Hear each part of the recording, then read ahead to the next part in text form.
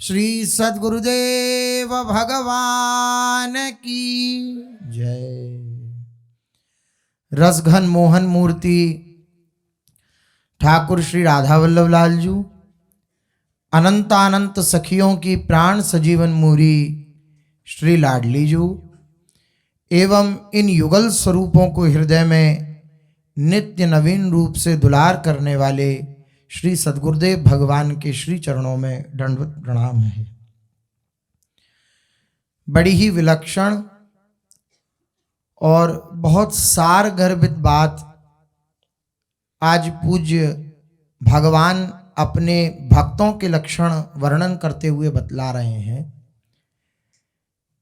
विगत दिनों से अपने लोग भक्तों के जो भगवान के अनन्य भक्त हैं, अनन्य प्रेमी जन हैं, उनके लक्षणों का वर्णन कथन श्रवण कर रहे हैं। भगवान ने ऐसी कोई बात नहीं छोड़ी जो एक सिद्ध भक्त के अंदर प्रकट रूप से विद्यमान नहीं होती। सारे के सारे लक्षण भगवान ने वर्णन कर दिए। भगवान कह रहे हैं अद्वेष्टा सर्वभूतानां मैत्रः करुण एव च निर्ममो निरहंकार सम दुख सुख क्षमी। मेरे भक्त का लक्षण संतुष्टः सततम योगी यतात्मा दृढ़ निश्चयः। यहाँ तक अपने लोगों ने श्रवण किया। मेरा भक्त यतात्मा होता है, दृढ़ निश्चयी होता है। और अब जो बात कह रहे हैं भगवान, वह सिद्धावस्था है। मय्यर्पित मनोबुद्धिर मद भक्त समे प्रिय। मुझ में अर्पित मन बुद्धि वाला, भगवान के चरणों में जिसने अपने मन बुद्धि को छोड़ दिया है, अर्पित कर दिया है, ये कठिन है। यद्यपि सारे ही जो दिव्य गुण हैं वे सभी ही कठिन हैं, लेकिन भगवत शरणागति के प्रभाव से और भगवान का बालवत आश्रय लेने से, बालवत आश्रय अर्थात जैसे बालक माँ के आश्रित होता है, इस प्रकार से आश्रय लेने से ये सारे लक्षण भक्त के अंदर घटित हो जाते हैं। ऐसा ही ये दिव्य लक्षण है मुझ में अर्पित मन बुद्धि वाला, जिसने अपनी मन और बुद्धि को मेरे अर्पित कर दिया है। हम मन बुद्धि को अर्पित नहीं कर पाते। हमसे अगर कहा जाए कि आपके पास इतना धन है, आप इतने धन में से दशांश निकालिए प्रभु के अर्पित करिए, तो प्रभु के प्रति श्रद्धा रखते हैं हम ये कर सकते हैं। आप ऐसा करिए, आज ये उत्सव है, इस उत्सव में इतने जनों का भंडारा स्वागत होगा, आप सहयोग करिए, हम कर सकते हैं। इतने श्री बिहारी जी महाराज, श्री राधा वल्लभ लाल, श्री राधा रमन लाल जी का फूल बंगला बनेगा, आप फूल बंगला बनवाइए, हम बनवा सकते हैं। सब कुछ अर्पित कर सकते हैं, लेकिन मन बुद्धि को अर्पित नहीं कर सकते। मन बुद्धि को हम अपना मानकर, अपना स्वरूप मानकर इतने उसके प्रति तन्मय हो जाते हैं कि जो भगवान की मूल मांग है, तो मुझे कुछ मत दो, अपना मन और अपनी बुद्धि दे दो। तुम्हारी बुद्धि ये निश्चय करने लगे कि प्रभु ही मेरे हैं, तुम्हारा मन मेरे चरणार बिंदों में लगने लगे। ये भगवान के वचन है। मय्यर्पित मनोबुद्धिर, ये भक्त कर सकता है, ये भक्त का जीवन होता है। अब ये होता कैसे है? ये स्वयं के समर्पण से होता है। जब हम स्वयं श्री जी के हो गए, स्वयं प्रभु के हो गए, तो जैसे मकान पूरे नाम कर दिया जाता है, तो मकान के अंदर की जितनी भी वस्तुएं हैं वे सब स्वतः नाम हो जाती हैं। अच्छी या बुरी, वे स्वतः नाम हो जाती हैं जिसके नाम आपने उस मकान को किया। इसी प्रकार जब हम स्वयं से प्रभु के आश्रित हो जाते हैं, स्वयं अर्थात मैं श्री जी का हूं, तो ये मन बुद्धि भी श्री जी के आश्रित हो जाते हैं, ये मन बुद्धि भी अर्पित हो जाते हैं। हम स्वयं को अर्पित नहीं कर पाते, स्वयं को प्रभु का नहीं मान पाते, और इस मन बुद्धि को भगवान में लगाना चाहते हैं। यही सबसे बड़ी कठिनता है। जब उपासक स्वयं श्री जी का हो जाता है तो उसके आश्रित मन बुद्धि हैं, लेकिन स्वयं आश्रित क्यों नहीं हो पाता श्री जी के? क्योंकि स्वयं को अभी मन बुद्धि का आश्रय मान रखा है कि मन बुद्धि के मैं आश्रित, मेरा मन आज ऐसा तो मैं ऐसा करूंगा, मेरा मन आज ऐसा कह रहा है तो मैं ऐसा, मेरी बुद्धि आज ये निश्चय कर रही है तो मैं निश्चय, क्या शास्त्र कहता है, क्या गुरुजन कहते हैं, इसके प्रति बिल्कुल दृष्टि नहीं। आज मेरा मन उदास है, आज मेरा मन प्रसन्न है, आज मेरा मन खिन्न है, आज मेरा मन बहुत उत्साहित है। हम अपने मन में इतने तन्मय हैं कि मन अगर हमें उत्साहित करना चाहे तो हम उत्साहित रहते हैं, मन अगर हमें दुखी करना चाहे तो हम दुखी हो जाते हैं। लेकिन जो अनन्य भक्त होता है भगवान का, वो स्वयं से आश्रित होता है प्रभु के। तो स्वयं के आश्रित होने के कारण उसका मन बुद्धि भी भगवान में लग जाते हैं। अब ये कठिन लगता है, स्वयं के आश्रित कैसे हों? इसलिए गुरुजन आदेश करते हैं कि जिसको तुमने अपना मान रखा है, तुमने शरीर को अपना मान रखा है, तुमने मन को अपना मान रखा है, तुमने बुद्धि को अपना मान रखा है, चित्त को अपना मान रखा, अहंकार को अपना मान रखा है, उसको लगाओ पहले। लेकिन लगते ये पूर्ण रूपेण तभी हैं जब इन्हें लगाते लगाते ये चेत आ जाए, ये समझ में आ जाए कि इन्हें मैं कितना भी लगाता रहूं ये लगेंगे नहीं, मैं स्वयं लग जाता हूं। तो उपासक पाता है कि जब वह स्वयं लगा प्रभु में तो मन बुद्धि स्वतः लग जाएंगे। इसी को कहते हैं अभ्यास। मन भाग भाग के जा रहा है लौटा लौटा कर लाना, तो कौन ला रहा है लौटा कर उसे? मन भाग के गया, आप उस वृत्ति को लौटा के ला रहे हैं, तो कौन लौटा के ला रहा है? वही जिसको समर्पण की बात हो रही है। मन की वृत्ति गई तो गुरुजन कहते हैं ना, उसे लौटा कर लाओ, पुनः प्रभु के चरणार विंदों में लगाओ। तो कौन लौटा के लाएगा? वे स्वयं। वही स्वयं प्रभु के शरणागत जब हो जाता है तो अब क्या होता है? जहां मन गया वहां तन्मयता के कारण, अपना स्वरूप मानने के कारण मन बुद्धि को, हम भी उसी के साथ हो लेते हैं। तो लौटाने का प्रश्न ही नहीं, क्योंकि हम भी उसके साथ ही हैं। जब हम उसके दृष्टा भाव को स्वीकार किया, देखा उसे कि गया मेरा मन, तो जिसने देखा उसको अर्पण करने की बात हो रही है। जिसने उस मन की वृत्ति को देखा, बुद्धि के निश्चय को देखा कि मेरी बुद्धि अब ये निश्चय कर रही है, मेरा मन अब ये संकल्प कर रहा है, मेरा मन अब इस वृत्ति में जा रहा है, मेरा मन अब इधर चला गया, उसे जो लौटा के ला रहा है उसको समर्पण की बात हो रही है।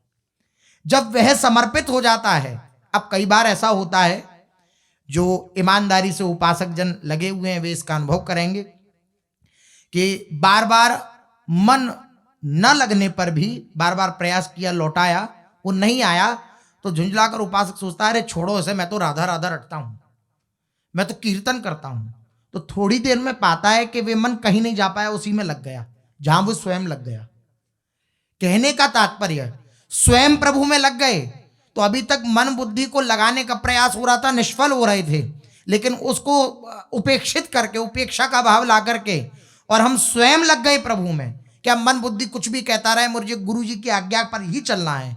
जब स्वयं चलने लगे तो मन बुद्धि धीरे से सरक के आए और स्वयं भी लगने लगे। इस विषय की वार्ता ही भगवान कह रहे हैं कि मेरा भक्त जो होता है वे मय्यर्पित मनोबुद्धि, मेरे में मन और बुद्धि को लगाए हुए रहता है, मेरे में मन बुद्धि को अर्पित किए हुए रहता है।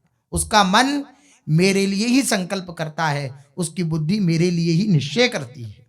ये उसका स्वभाव होता है।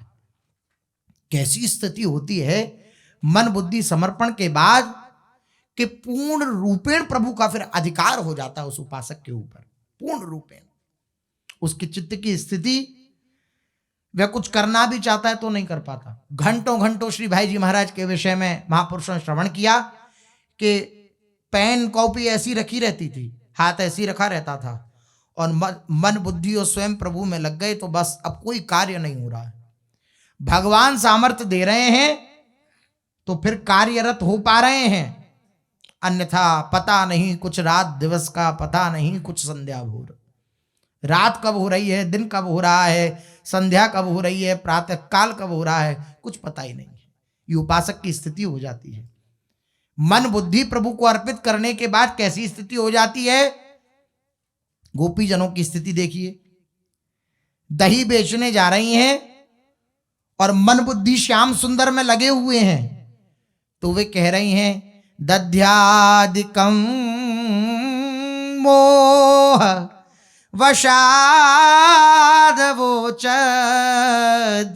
गोविंद दामोदर माधवेति,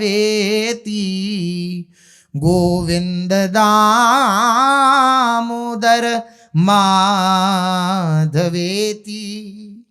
विक्रेतु कामाखिल गोप कन्या मुरारी पादार्पित चित्त वृत्ति।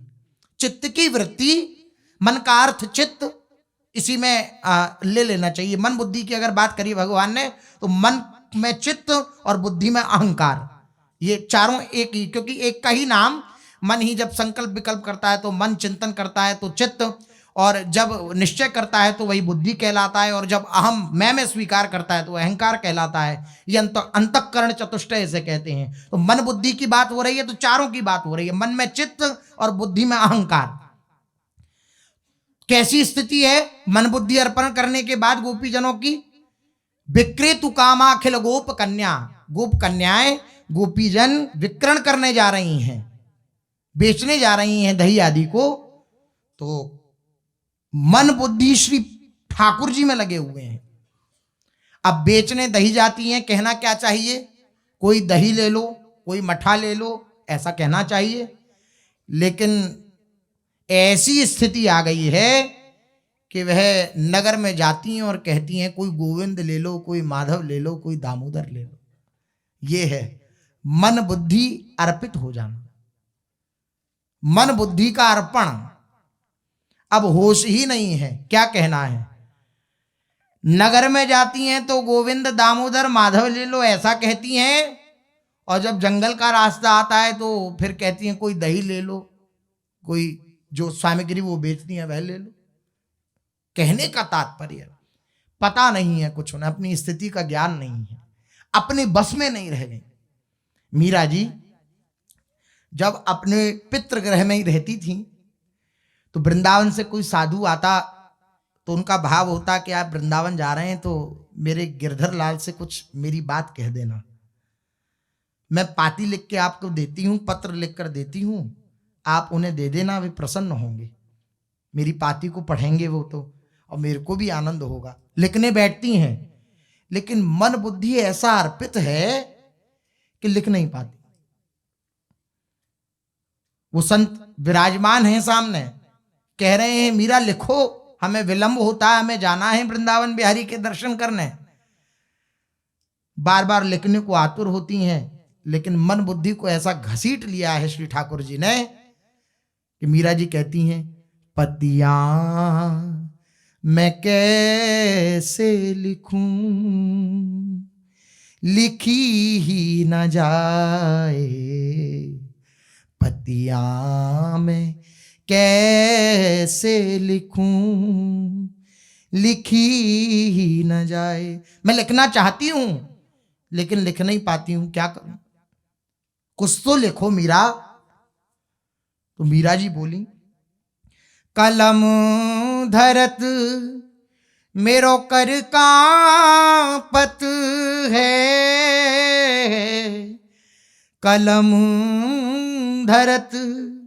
क्या स्थिति होती होगी, क्या सुख होता होगा उस उपासक को जिसका चिंतन प्रियालाल के प्रति सदा स्थित है। आहा, श्री महाप्रभु श्री हरिवंश चंद्र जी कहते हैं कब ऐसा होगा लाडली जू कि विवश होकर मैं आपकी स्मृति करूंगा। आहा, सदा ध्यायम ध्यायम विवश हृदय राधा पद सुधा। हे आप लाडली जू, आपके श्री चरणों का मैं विवश हृदय से विवश हो रहा हूं, आपके चरण मेरे हृदय में स्फुरित हो रहे हैं, मैं उन चरणों का दर्शन करके विवश हो रहा हूं। कब ऐसा होगा लाडली जू? सदा ध्यायम ध्यायम विवश हृदय राधा पद सुधा।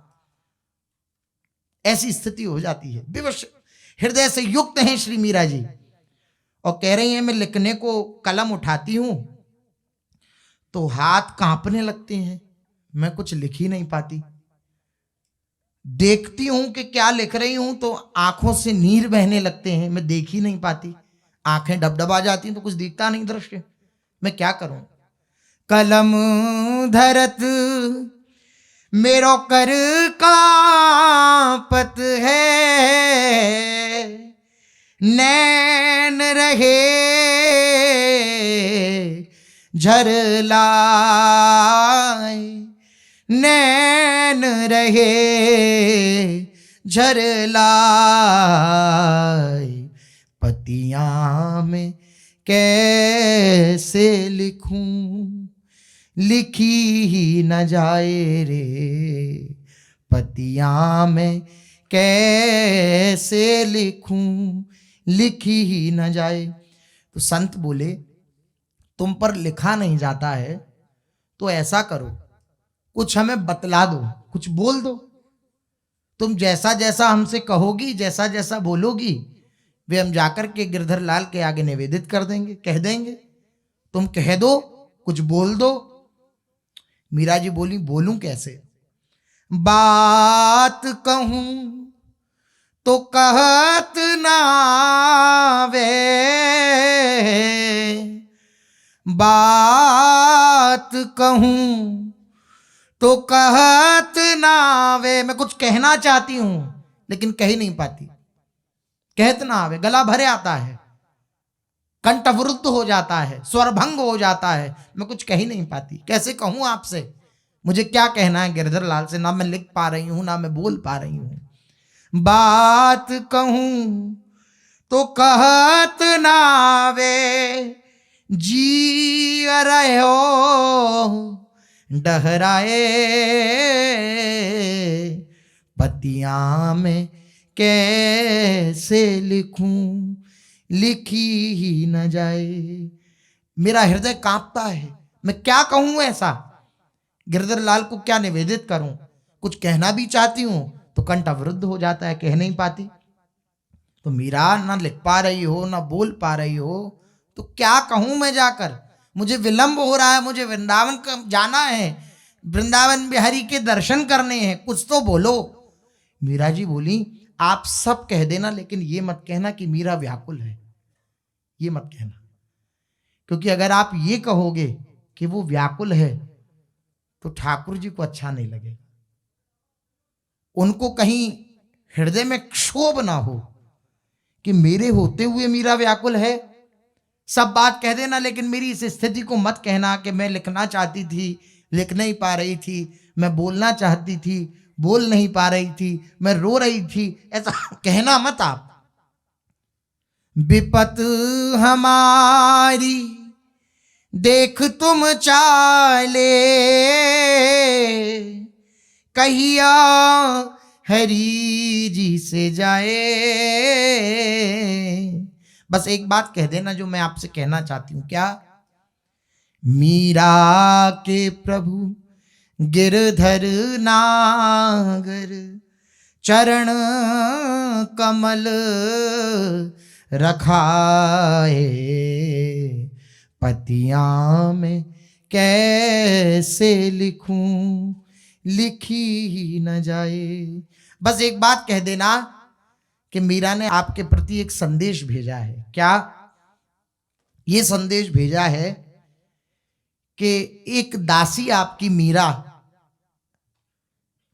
एक जगह रहती है, अपना स्थान बतला दिया जहां रहती हैं मीरा जी, अपने पितृगृह में हैं अभी, वहां रहती है, और उसकी आकांक्षा यही है कि आप उसे अपने चरण कमल में रख लें। बस ये उसकी आकांक्षा है, बस ये आप जाकर के कह देना। ये स्थिति है मीरा जी की। जब मन बुद्धि प्रभु में अर्पित हो जाते हैं स्वयं के साथ, अर्थात स्वयं जब अर्पित हो गए श्री ठाकुर जी पर, मन बुद्धि भी साथ में अर्पित हो गए, तो ये स्थिति हो जाती है कि कुछ करना चाहता है, कुछ नहीं कर पाता, अर्थात उसके मन बुद्धि श्री कृष्ण बन जाते हैं। श्याम तन श्याम मन, श्याम ही हमारो धन, आठों याम ऊधो हमें श्याम ही सो काम है। उद्धव से कह रही हैं गोपीजन, हमारा मन बुद्धि सब कुछ श्याम सुंदर है। श्री सेवक जी कह रहे हैं, श्री हरिवंश सुप्राण सुमन हरिवंश गनिज्य, श्री हरिवंश बुद्धि वरण हरिवंश नाम जस। मेरी बुद्धि मेरे मन श्री हरिवंश बन गए हैं, सब कुछ मेरे हरिवंश बन गए हैं। क्या हुआ?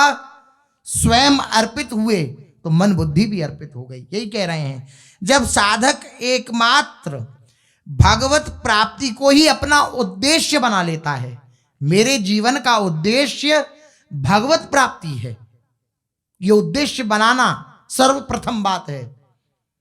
संसार की प्राप्ति मेरा उद्देश्य नहीं है, भगवान की प्राप्ति मेरा उद्देश्य है। तो जब वह ये उद्देश्य बना लेता है और स्वयं भगवान का ही हो जाता है, जो कि वास्तव में है, स्वयं भगवान का ही हो जाता है जो कि वास्तव में है, लेकिन भूल गया है, मन बुद्धि को अपना मान लिया है भगवान का, वास्तव में है भगवान का, मन बुद्धि को अपना स्वरूप मान लिया है। जब ये स्वीकार कर लेता है कि भगवान का हूं, तब उसके मन बुद्धि भी अपने आप भगवान में लग जाती है, उसे लगाने नहीं पड़ते, अपने आप मन बुद्धि भगवान में लग जाती हैं। मन बुद्धि को लगाने की चेष्टा करेंगे तो बार बार परास्त होते रहेंगे। स्वयं श्री जी के हो जाएं, भगवान के हो जाएं, तो मन बुद्धि स्वतः लग जाएंगे। ये बात थोड़े दिन पहले भी निवेदन करी थी कि कभी ऐसा हो कि मन बुद्धि न लग पाए प्रभु में, तो स्वयं से प्रभु के आश्रित हो जाइएगा और कहिएगा, नाथ ये लग पाए न लग पाए ये मेरे बस की बात नहीं है, मैं आपका हूं, मैं आपका हूं। और ये आप तभी हृदय में धारण कर पाएंगे जब उद्देश्य भगवत प्राप्ति होगा और इनके प्रति दृष्टा भाव होगा, देख पाएंगे। फिर सिद्ध भक्त के मन बुद्धि भगवान के अर्पित रहे, इसमें तो कहना ही क्या है, वो तो सिद्धावस्था को प्राप्ति हो गया है। जहां प्रेम होता है, जहां अपनापन होता है, वहां स्वाभाविक ही मनुष्य का मन लगता है, और जिसे मनुष्य सिद्धांत से श्रेष्ठ समझता है वहां उसकी बुद्धि लगती है। जहां जिसकी आसक्ति होती है, जहां जिसका प्रेम होता है, वहां उसका स्वाभाविक मन लगता है, और सिद्धांत के द्वारा जिसे वह श्रेष्ठ समझता है वहां उसकी बुद्धि लग जाती है। और भक्त के लिए भगवान से बढ़कर कोई प्रिय नहीं है और भगवान से कोई श्रेष्ठ नहीं है, इसलिए उसकी मन बुद्धि प्रभु में लगी ही जाती है। भक्त तो मन बुद्धि पर अपना अधिकार ही नहीं मानता, अब प्रभु का अधिकार है, क्योंकि अर्पण कर दिया ना, अर्पित की हुई वस्तु पर अपना अधिकार नहीं होता है, प्रभु का अधिकार है। तो मन बुद्धि पर वह अपना अधिकार नहीं मानता, वह तो इनको सर्वथा भगवान का ही मानता है, अतः उसके मन बुद्धि स्वाभाविक ही भगवान में लगे रहते हैं। मय्यर्पित मनोबुद्धिर यो मदभक्त समे प्रिय, या मय्यर्पित मनोबुद्धि उस मनुष्य का वाचक है जिसने स्वयं को, अपने आप को भगवान के अर्पित कर दिया है। स्वयं अर्पित होने से मन बुद्धि भी स्वतः भगवान के अर्पित हो जाते हैं। स्वयं अर्पित होने से फिर कुछ बाकी रहता ही नहीं, कारण कि स्वयं पहले है, शरीर मन बुद्धि आदि ये सब पीछे हैं। मन से परे बुद्धि है, बुद्धि से परे आत्मा है। इस त्रिगुणात्मिका प्रकृति, इस देह, इससे भी परे स्वयं है। उसको जब अर्पित कर दिया तो ये शरीर और मन बुद्धि स्वतः अर्पित हो जाते हैं। भक्त पहले है, मनुष्य पीछे है। भगवान में अर्पित होने से मन बुद्धि की स्वतंत्र सत्ता ही नहीं रहती, प्रत्युत केवल भगवान ही रहते हैं। लेकिन ये बात भगवत कृपा से गुरुजनों का जो आज्ञा पालन है उसको करते हुए ये बात समझ में आ सकती है, अन्यथा केवल बुद्धि की धरा तक रह जाएगी, सुनने सुनाने के लिए रह जाएगी। स्वयं को ही नहीं जान पाते हम, मन बुद्धि में इतने तन्मय रहते हैं कि हम स्वयं से कैसे अर्पित हों इस बात को नहीं जान पाते हैं।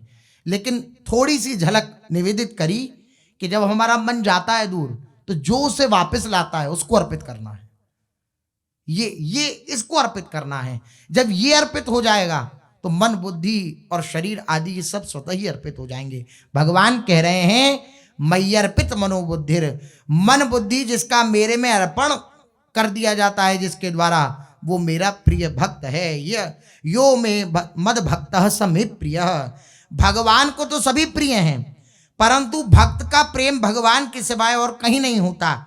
ऐसी दशा में ये यथा माम प्रपद्यन्ते तांस तथैव भजाम्यहम्, इस प्रतिज्ञा के अनुसार भगवान को भी भक्त प्रिय होते हैं। भगवान के भक्त जो होते हैं वो भगवान के सिवा किसी को कुछ नहीं मानते, भगवान को सब कुछ मानते हैं, इसलिए भगवान भी भक्तों को सब कुछ मानते हैं। ऐसा भगवान ने इस प्रथम प्रकरण में 12 लक्षण बतलाए 13वें 14वें श्लोक में। जो प्रश्नोत्तरी में बतलाया गया भगवान के द्वारा श्लोक संख्या वो 13, 14, 15, 16, 17, 18 और 19, 20 इतने श्लोक, और 2 श्लोकों की व्याख्या हुई 13 और 14। अद्वेष्टा सर्वभूतानां मैत्रः करुण एव च निर्ममो निरहंकार सम दुख सुख क्षमी संतुष्टः सततम योगी यतात्मा दृढ़ निश्चयः मय्यर्पित मनोबुद्धिर यो मद भक्तः समे प्रियः।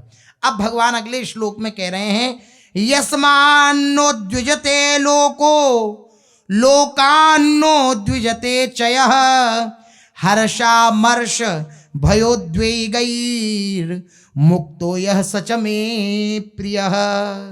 अब सिद्ध भक्तों के लक्षण का दूसरा प्रकरण वर्णन करते हुए भगवान इस श्लोक में 6 लक्षणों का वर्णन कर रहे हैं। भक्त के, अनन्य भक्त के 6 लक्षणों का वर्णन कर रहे हैं। सो शेष चर्चा आगे चलते हैं। महाप्रभु श्री चैतन्य देव जी का चरित्र अपने लोग कथन श्रवण कर रहे हैं, जिसमें अपने लोगों ने श्रवण किया श्री महाप्रभु जी सार्वभौम के उस अनन्य व्रत प्रसाद के प्रति जो अनन्य निष्ठा, अनन्य विश्वास था, उससे बड़े आनंदित हुए।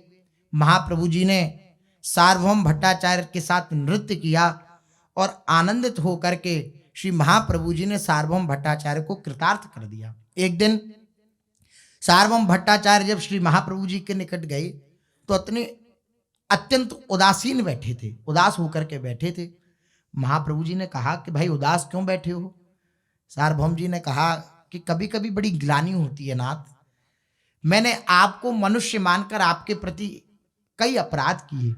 गोपीनाथाचार्य जी ने भी मुझे समझाया, लेकिन मैंने उनकी भी बात न मारी और उनकी भी भर्त्सना करी।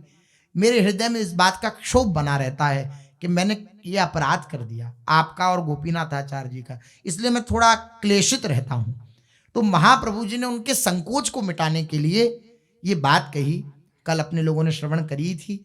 श्री महाप्रभु जी बोले प्रेम में लज्जा, भय, संकोच, शिष्टाचार, क्षमा, अपराध, ये जितने भी द्वैधी भाव हैं ये परायापन करने वाले हैं, द्वैधी भाव हैं। प्रेम एक बनाता है, प्रेम गली अति साकरी तामे द्वै न समाए। और ये लज्जा, भय, संकोच, शिष्टाचार, क्षमा, अपराध आदि ये द्वैत भाव प्रकट करते हैं। मैं अलग हूं और आप अलग हो, ऐसा भाव प्रकट करते हैं। और प्रेम क्या है? मैं और आप एक हो गए, ये प्रेम का स्वरूप है। इसलिए महाप्रभु जी ने सार्वभौम जी से कहा कि अगर आप इन भावों को स्वीकार करेंगे तो आप में और हम में भेद बना रहेगा। आपने और हमने प्रेम संबंध को स्वीकार किया है तो वहां पर ये सब बाधा उत्पन्न करेंगे। आप इन सबको छोड़ दीजिए, इन भावों को प्रकट करने वाली वृत्तियों को आप छोड़ दीजिए। वहां तो नित्य नूतन रस का आस्वादन करते रहना ही शेष रह जाता है। आप इन सब बातों को क्यों सोचते, क्यों? ठीक है ना? सार्वभौम जी ने के प्रति महाप्रभु जी ने ऐसा कहा। सार्वभौम ने इसका कुछ भी उत्तर नहीं दिया, वे क्षणभर चुप रहे। थोड़ी देर के अनंतर उन्होंने पूछा, महाप्रभु मैं आपकी बात को शिरोधार्य करता हूं, आपने मेरे संकोच को मिटाया। अब मैं आपके चरण कमलों में एक आकांक्षा लेकर आया हूं। महाप्रभु जी बोले कहो। भगवान के चरण कमलों में अहेतु की अनन्य भक्ति उत्पन्न हो सके ऐसा सर्वोत्तम साधन कौन सा है, आप मुझे ये बतलाइए। सर्वोत्तम साधन जिससे अनन्य भक्ति उदित हो सके भगवान के श्री चरणों में, वे क्या है? महाप्रभु ने कहा कि सबके लिए एक ही रोग में एक ही औषधि नहीं दी जाती। बुद्धिमान वैद्य प्रकृति देखकर औषधि तथा अनुपान में आवश्यकता अनुसार परिवर्तन कर देता है। भोजन से शरीर की पुष्टि, चित्त की तुष्टि और क्षुधा की निवृत्ति, ये तीनों कार्य होते हैं, किंतु पुष्टि और क्षुधा निवृत्ति के लिए एक सा ही भोजन सबको नहीं दिया जाता है। भोजन से तुष्टि, पुष्टि, क्षुधा निवृत्ति होती है माना, लेकिन तुष्टि, पुष्टि, क्षुधा निवृत्ति के लिए एक सा ही भोजन सबको नहीं दिया जाता है। जिससे जो अनुकूल पड़े उसी का सेवन करना उसके लिए लाभप्रद होता है। शास्त्रों में भगवत प्राप्ति के अनेक साधन तथा उपाय बतलाए गए हैं। जिसको जिस प्रकार की औषधि आवश्यक होती है, गुरु रूपी वैद्य शास्त्रों से खोज कर उस शिष्य के अनुसार उसको औषधि प्रदान करते हैं। किंतु इस कलिकाल में जो सर्वोत्तम औषधि है अनन्य भक्ति प्राप्त करने की, वह हरिनाम है। श्री महाप्रभु जी ने कहा वह हरिनाम है। हरिनाम स्मरण के अतिरिक्त इस कलिकाल में कोई भी दूसरा साधन नहीं है जो सुगमता पूर्वक अनन्य भक्ति प्रकट कर दे, अनन्य प्रेम प्रकट कर दे प्रभु में।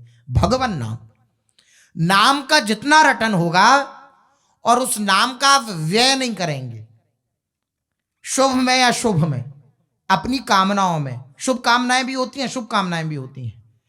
शुभ कामनाएं, मुझे ये प्राप्त हो जाए, मुझे ये भोजन मिल जाए, मुझे ये वास मिल जाए, मुझे ऐसा मिल जाए, ये परिस्थिति अच्छी हो जाए, ये सब अपने लिए शुभ मान करके वैसी आकांक्षा करना।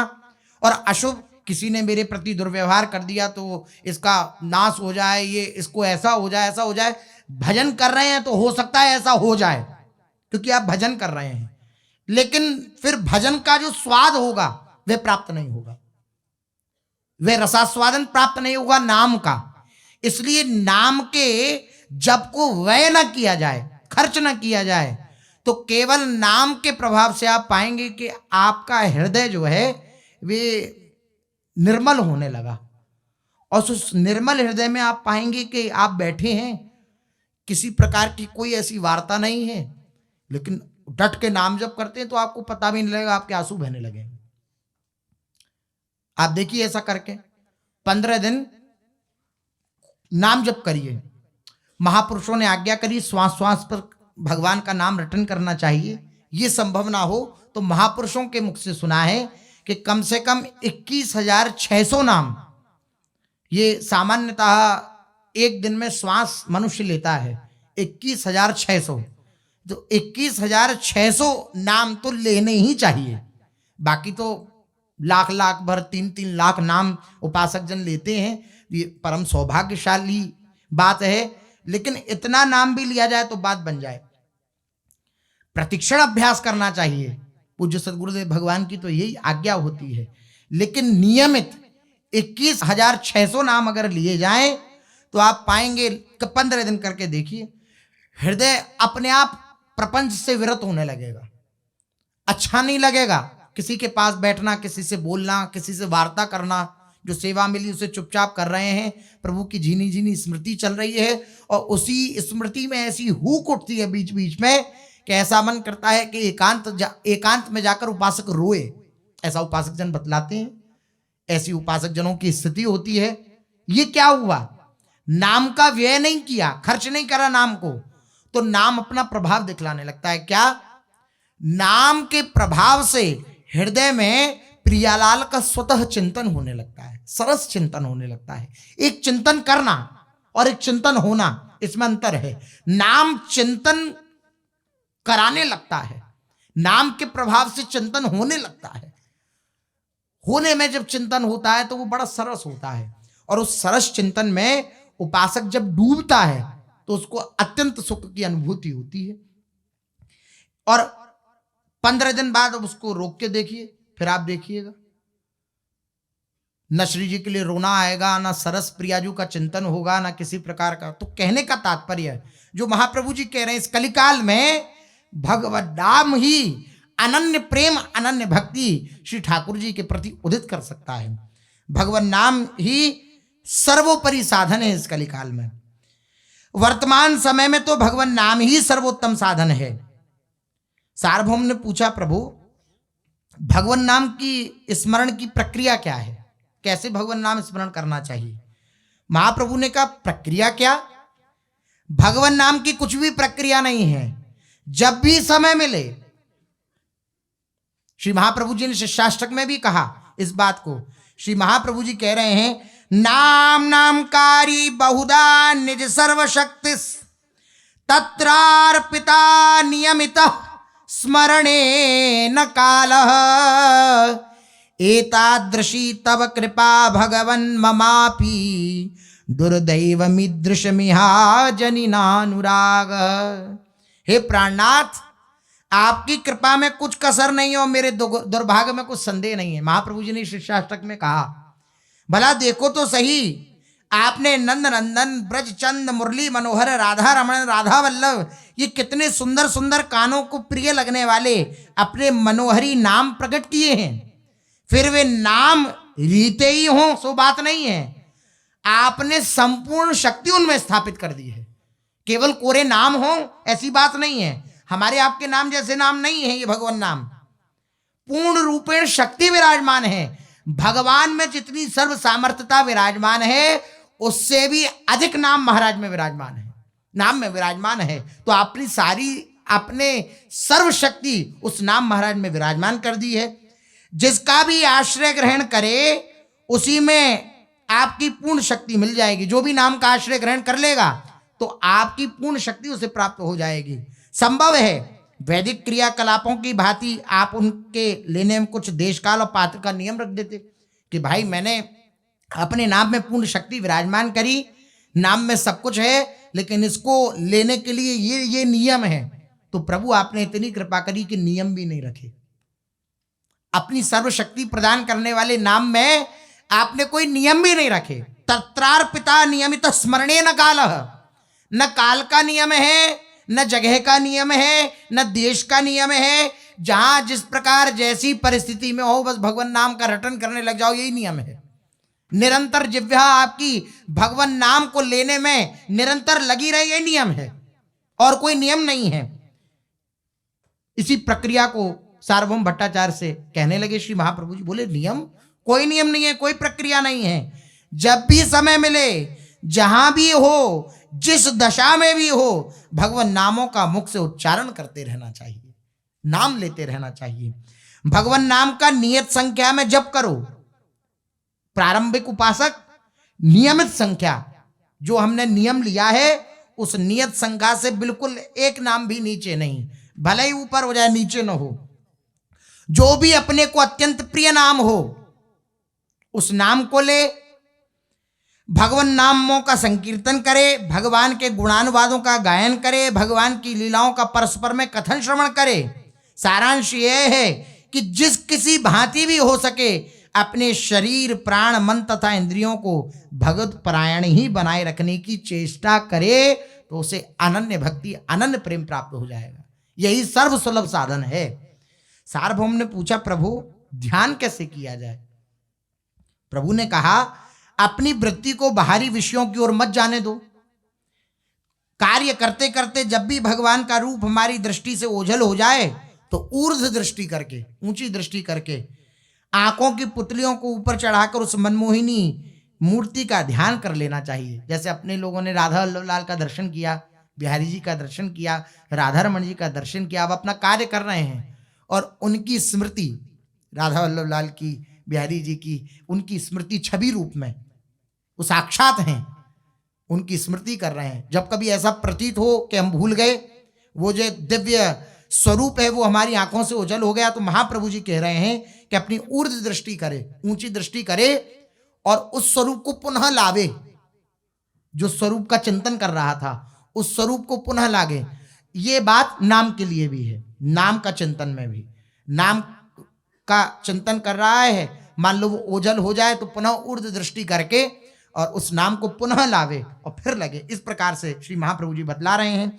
इस प्रकार भगवान नाम के संबंध में और भी बहुत सी बातें होती रहीं। अंत में जगदानंद और दामोदर पंडित को साथ लेकर सार्वभौम अपने घर चले गए। घर जाकर उन्होंने जगन्नाथ जी के प्रसाद के भांति भांति के बहुत से सुंदर सुंदर पदार्थ सजाकर इन दोनों पंडितों के हाथों महाप्रभु के लिए भेजे, जगदानंद आदि के साथ, और साथ ही अपनी श्रद्धांजलि स्वरूप नीचे के 2 श्लोक भी बनाकर प्रभु की सेवा में समर्पित किए। विद्वान तो थे ही, महाप्रभु जी की प्रार्थना करते हुए, उनकी स्तुति करते हुए 2 श्लोक बनाए सार्वभौम भट्टाचार्य ने, और जगन्नाथ जी के प्रसाद के साथ वह भी भेज दिए।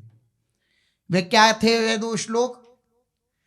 वैराग्य विद्या निज भक्ति योग, शिक्षार्थ में कह पुरुषः पुराणः श्री कृष्ण चैतन्य शरीरधारी कृपाम्बुधिर्यस्तमहं प्रपद्ये कालान्नष्टं भक्तियोगं निजं यः प्रादुष्कर्तुं कृष्ण चैतन्य नामा आविर्भूतस्तस्य पादारविन्दे गाढ़ं गाढ़ं लीयतां चित्तभृङ्गः गाढ़ं गाढ़ं लीयतां चित्तभृङ्गः। जो दया सागर पुराण पुरुष अपने ज्ञान वैराग्य और भक्ति योग की शिक्षा देने के निमित्त श्री कृष्ण चैतन्य नाम वाले शरीर को धारण करके प्रकट हुए हैं, वही पुराण पुरुषोत्तम स्वयं प्रभु श्री कृष्ण श्री चैतन्य स्वरूप धारण करके श्री कृष्ण चैतन्य नाम धारण करके प्रकट हुए हैं। मैं उनकी शरण हूँ, मैं उनकी शरण हूँ। वह उनका गाढ़ चिंतन, उनकी गाढ़ लीला का चिंतन मेरा चित्त रूपी भृंगी उनकी लीला रूपी कमल दल में सदा लालायित रहे, उत्कंठित रहे, उत्साहित रहे। ऐसा श्लोक लिख करके जगदानंद और दामोदर पंडित के हाथ प्रसाद के साथ भेजा। विचार किया कि महाप्रभु जी से पढ़ेंगे तो आनंदित होंगे, लेकिन जगदानंद और दामोदर पंडित महाप्रभु के स्वभाव से पूर्ण परिचित थे। महाप्रभु जिस बात का उपदेश करते हैं उस बात को अपने जीवन में भी धारण करते हैं। ये सच्चे उपदेशक की पहचान है। वे जानते थे कि महाप्रभु अपनी प्रशंसा सुन नहीं सकते। श्लोक देखे महाप्रभु जी की प्रशंसा तो वे जानते थे कि महाप्रभु जी का स्वभाव नहीं कि वे अपनी प्रशंसा सुने। प्रशंसा सुनकर प्रसन्नता प्रकट करना तो दूर रहा, उल्टे वे प्रशंसा करने वाले के प्रति नाराज और हो जाएंगे। इसलिए उन्होंने इन दोनों सुंदर श्लोकों को बाहर दीवार पर पहले लिख लिया, क्योंकि पता नहीं इस पत्र के साथ क्या व्यवहार करें महाप्रभु जी। अपनी प्रशंसा प्रिय नहीं है महाप्रभु जी को, और हमें बड़े प्रिय लग रहे हैं, हमारे भी महाप्रभु सब कुछ हैं। तो ये अद्भुत श्लोक सार्वभौम जी ने बनाए हैं, तो हम इन्हें कंठ कर लेंगे, इन्हें याद कर लेंगे। तो दीवार पर बाहर उन्होंने लिख दिए और फिर लेकर के गए अंदर। भोजन सामग्री जो प्रसादी थी वह दी, वह पत्र प्रभु के हाथ में दिया। महाप्रभु ने जैसे उस पत्र को पढ़ा तो गंभीर हो गए, और गंभीर होकर प्रसाद को सर माथे चढ़ाया, किनका प्रसाद लिया, विराजमान किया प्रसाद को, और उस पत्र को लेकर के अनंत टुकड़े कर दिए उसके। इतने टुकड़े कि अगर कोई उन्हें जोड़ना भी चाहे तो न जोड़े। एक एक टुकड़ा छोटे छोटे टुकड़े श्री महाप्रभु जी ने उसके किया और बाहर फेंक दिया। श्री महाप्रभु जी तृणादपि सुनीचे न तरोरिव सहिष्णुना अमानी नाम मान देना कीर्तनीय सदा हरि। ये महाप्रभु जी का उपदेश है कि सबको मान देने वाला हो और स्वयं अमानी हो, ये भक्त का लक्षण है। भक्तों ने पहले से ही लिख रखा था दीवार पर। उसी समय मुकुंद उन्हें कंठस्थ करके बड़े सुंदर स्वर में गाने लगे। सभी भक्तों को बड़ा आनंद रहा। थोड़े दिनों में श्लोक सभी गौर भक्तों की वाणी का बहुमूल्य भूषण बन गए। अब सब गा रहे हैं, तब महाप्रभु जी किस किस को रोकें, तो बस मुस्कुरा देते या गंभीर हो जाते, बोलते कुछ नहीं। फिर एक दिन सार्वभौम महाप्रभु के समीप आए, बैठे और भक्ति विषयक वार्ता करने लगे। बातों ही बातों में सार्वभौम श्रीमद् भागवत के श्लोक का गायन करने लगे। सार्वभौम पंडित तत्तेऽनुकंपां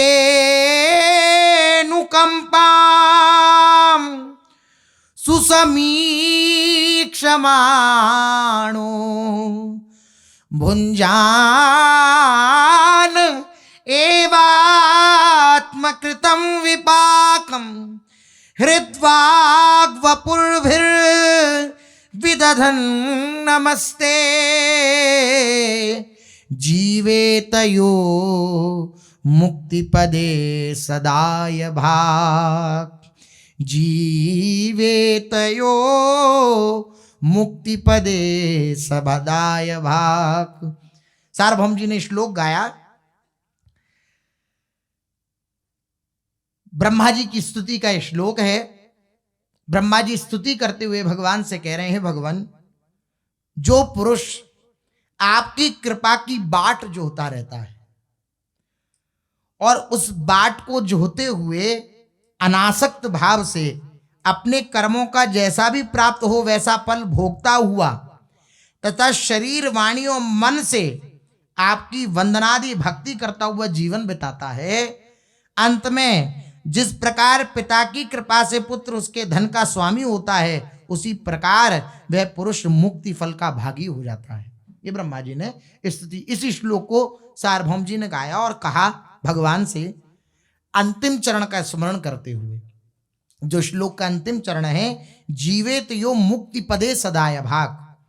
सार्वभौम भट्टाचार्य ने श्लोक के अंतिम चरण में मुक्ति के स्थान में सार्वभौम जी ने गायन में बोल दिया, जीवेत यो भक्ति पदे सदाय भाग। मुक्ति पद की जगह भक्ति पद बोल दिया और भक्ति का अधिकारी होता है, ऐसा उसका अर्थ किया सार्वभौम जी ने। महाप्रभु जी हंसे और हंसते हुए बोले, भट्टाचार्य महाशय, आदत नहीं गई आपकी। व्यास जी की वाणी में श्री कृष्ण द्वैपायन वेद व्यास जी महाराज ने ये वाणी उद्धृत करी, लिखी है, और आप उनकी वाणी को बदल रहे हैं। आदत नहीं गई आपकी।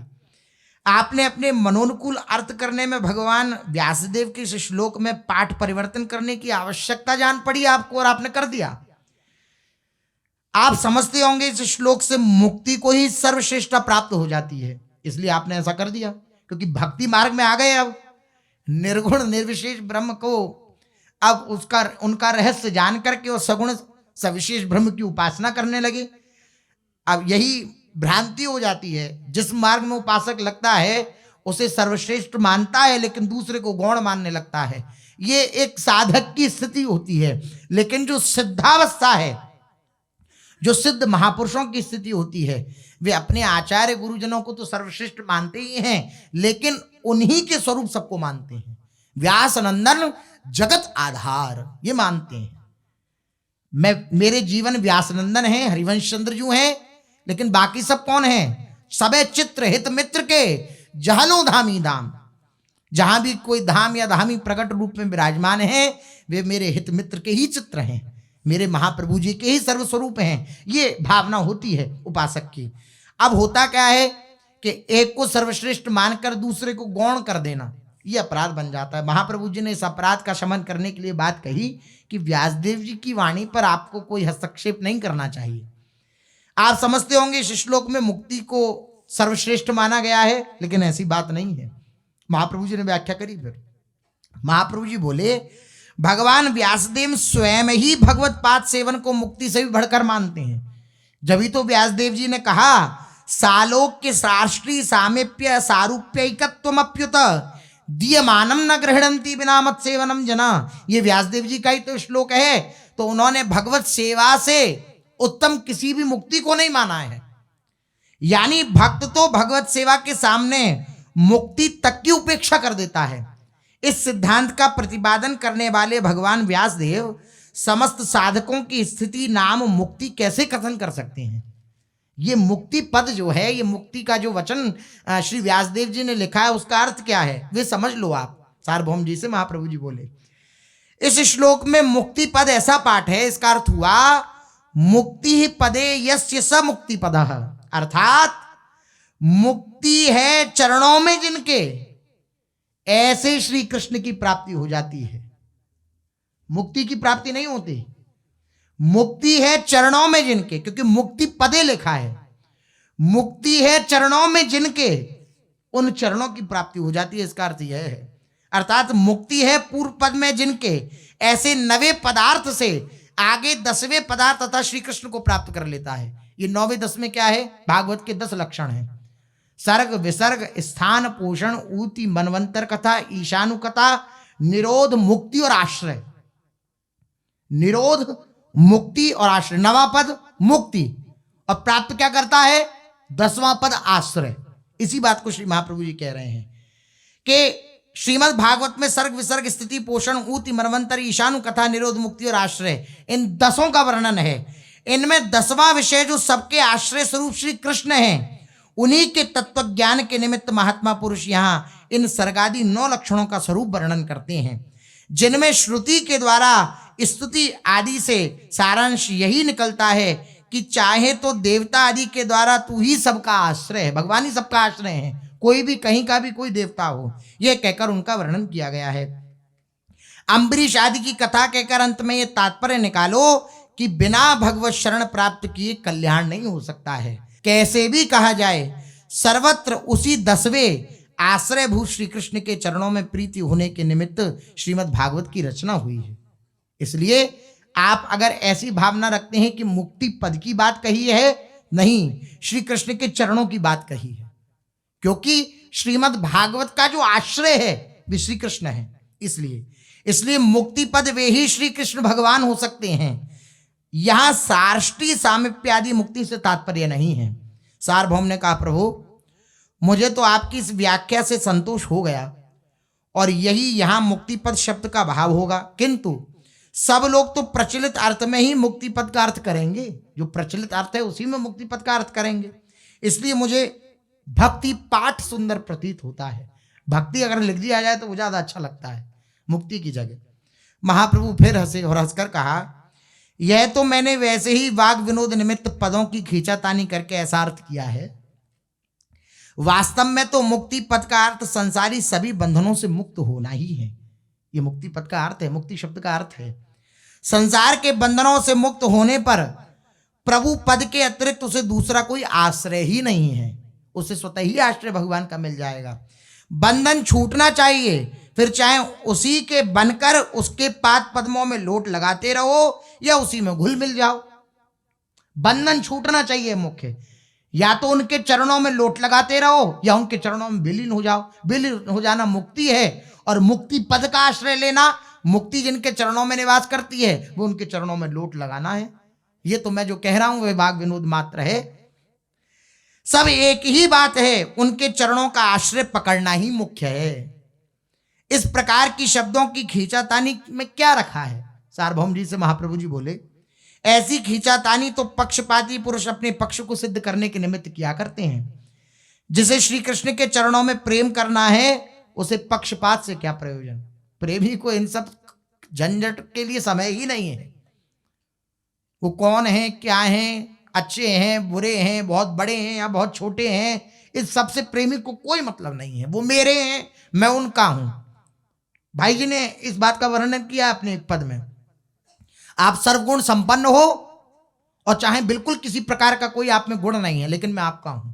यही बात श्री पार्वती जी कह रही हैं, महादेव अवगुण भवन विष्णु सकल गुण खान। मैंने माना सप्तऋषियों से कि महादेव अवगुण के भवन हैं और विष्णु सकल गुणों के खान हैं, लेकिन जिसका मन जहां रम जाता है उसके लिए वही सर्वोपरि होता है।